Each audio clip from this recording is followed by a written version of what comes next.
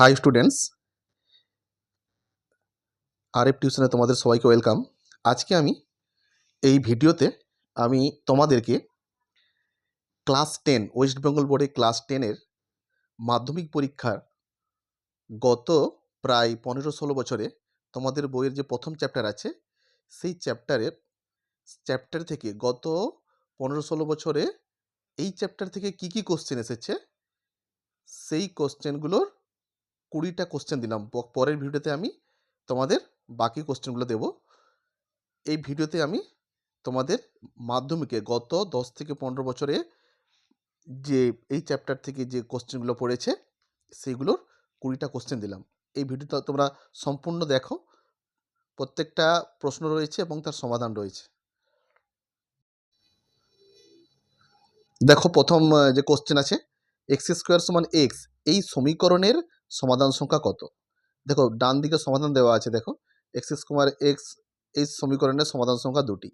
কি করে হচ্ছে দেখো, এক্স স্কোয়ার সমান এক্স হলে এক্স স্কোয়ারের কাছে এক্সটাকে নিয়ে আসবো, তারপর এক্সটাকে কমন নেবো, তাহলে x into x minus one. একবার এক্স ইকুয়ালস টু জিরো হবে, x minus one equals to zero হবে। তাহলে জিরো করলে তাহলে এক্স সমান জিরো হবে, আর x minus one equals to zero মানে কি এক্স সমান ওয়ান, তাহলে জিরো আর ওয়ান এই দুটো হবে। এর পরেরটাই দেখো, যদি a x square plus a b c x plus b c equals to zero হয়, দ্বিঘাত সমীকরণের একটি বীজ অপর বীজের অনন্যক হয়, তাহলে কোন অপশনটা হবে? এখানে দেখো, ধরো একটা বীজ আলফা, ধরো অপর বীজ কি হবে? অনন্যক বলেছে মানে কি ওয়ান বাই আলফা। আর আমরা জানি বীজদ্বয়ের গুণফল মানে কি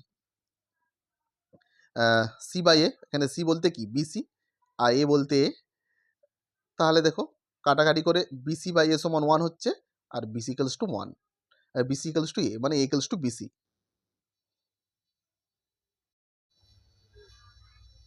এর পরেরটা দেখো, x square minus seven x plus three equals to zero সমীকরণের বীজদ্বয়ের গুণফল। তাহলে প্রথমে বীজদ্বয় বার করতে হবে।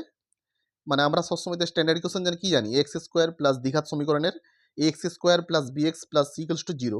এখানে দেখো, এ সমান ওয়ান দেওয়া আছে, যদি আমরা কম্পেয়ার করি দুটো সমীকরণকে, আর বি সমান মাইনাস সেভেন আর সি সমান থ্রি। এখানে দুটো সমীকরণে আমরা দুটো বীজ কি ধরবো? Alpha beta. আমরা কি জানি আলফা ইন্টু বিটা সমান সি বাই এ হয় না? এখানে সি বাই এ বলতে এখানে সি এর মান বসাবো আর এ এর মান বসাবো। তাহলে কি সি বাই এ সমান থ্রি বাই ওয়ান সমান তিন হবে। এর পরেরটা দেখো, x to the power four minus two x square plus k রাশিটি পূর্ণবর্গ হবে যখন কে এর মান কত হবে? দেখো, আমরা সেই x square minus two x square plus k রাশিটি পূর্ণবর্গ হবে যখন সমীকরণটির বীজদ্বয় সমান হবে, অর্থাৎ নিরূপক শূন্য হবে। নিরূপক মানে আমি জানি তো কি মানে, b square minus four ac এটা নিরূপক।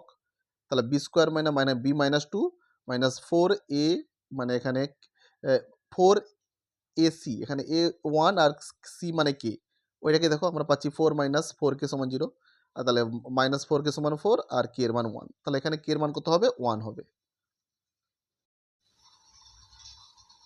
এর পরেরটা দেখো, a minus two into x square plus three x plus five equals to zero সমীকরণটি এর মান ড্যাশের জন্য দ্বিঘাত সমীকরণ হবে না।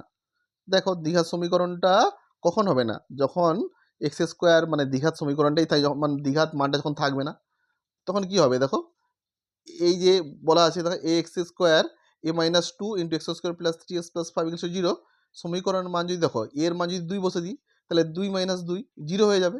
জিরো ইন্টু এক্স স্কোয়ার মানে কি পুরোটা জিরো হয়ে যাবে, তখন এক্স স্কোয়ার ঘাত সম্পন্ন কোনো টার্মই থাকবে না। তখন কি হয়ে যাবে? তখন এটা দ্বিঘাত সমীকরণ বলা যাবে না। তাহলে এর মান এখানে টু হবে। এইভাবে তোমরা সম্পূর্ণ ভিডিওটা দেখো, ভিডিওটা লাইক কমেন্ট শেয়ার করো, আর আমাকে তোমরা কমেন্টের মাধ্যমে জানাও তোমাদের ভিডিও কেমন লাগে আর কি ধরনের তোমরা ভিডিও পেতে চাও।